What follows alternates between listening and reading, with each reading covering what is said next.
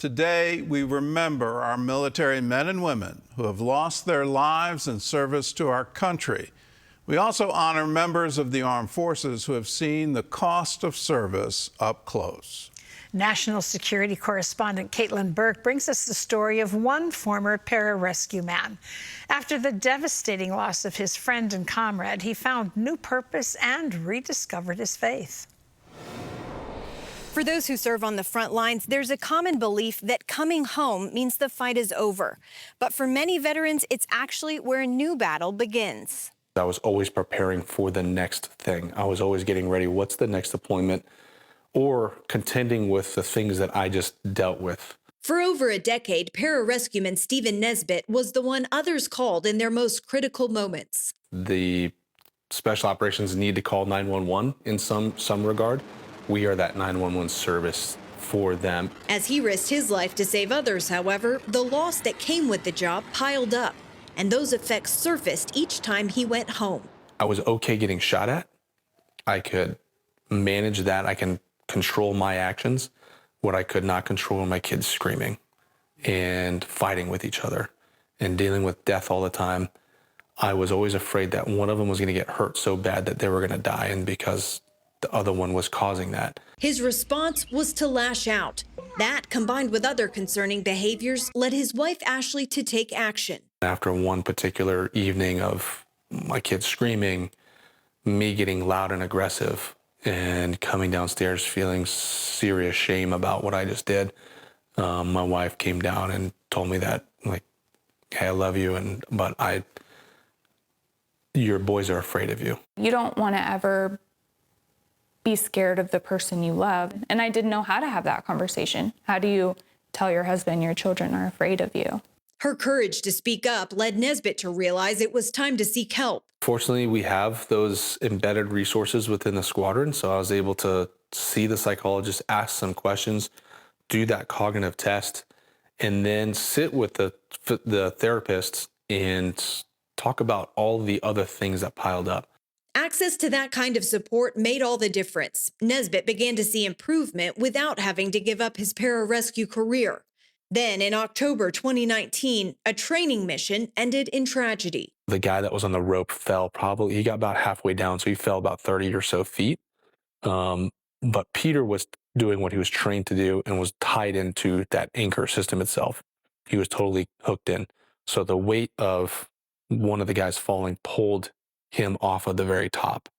And so I watched him slide by me and fly over. After several resuscitation attempts, including Nisbet and first responders, his teammate Peter was pronounced dead. There was a police officer there, and he had been in the service before. He had been a veteran himself. And he said, hey, I have an American flag in my cruiser. Would you guys like to pin it on his body? And I said, yep. And I pinned it on his body, and we saluted him as he was placed in the ambulance. And I said, this is the last flag I'm going to put on my friend. And one of the most gut-wrenching experiences I've ever had is being next to Steve when they brought Peter's body home.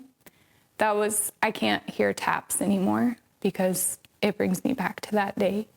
For Nisbet, the grief turned inward. How do I get myself not feeling like the biggest failure on the planet, not feeling this depression, this guilt, this shame, this blame? Everything you could possibly think of was what was going through my mind. He pulled himself off the team and again took advantage of support services. Then, at Peter's funeral, Nisbet saw something he couldn't explain. Peter was a very well-known Christian. They have peace, and I don't have peace. How do I get that peace? So one of my good friends who had retired out of that unit that I was at, he was a pastor, and I went up to him the next day and I said, will you teach me what Peter believed? Help me believe that you have this one opportunity. Those interactions led to a turning point, bringing him back to a faith he'd walked away from. As Nisbet put down the shame and guilt, a new purpose emerged. I had the psychologists, the strength coaches, the dietitians, the physical therapist, any bit of care that I wanted.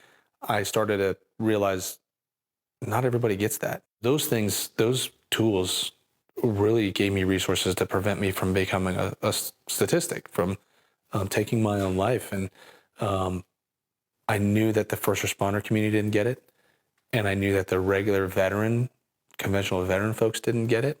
In 2021, after medically retiring from the Air Force with a post-traumatic stress diagnosis, Nisbet launched Shields and Stripes. It's a program providing veterans and first responders the kind of specialized care he'd received as an elite operator, while also including a spiritual component. So Shields and Stripes, on a biblical perspective, the shield represents the shield of faith and protecting those around us. And then the stripes represents by his stripes we are healed. Participants accepted to the program receive 3 months of on-site treatment free of charge. They're then discharged to continue working from home while still having access to the program's network. It's a model Nisbet believes will save lives. If Peter's accident didn't take place, this organization would have never been found. I believe this was our mission. For Nisbet, the uniform may now be off, but his purpose remains the same, that others may live. Caitlin Burke, CBN News, Clarksville, Tennessee.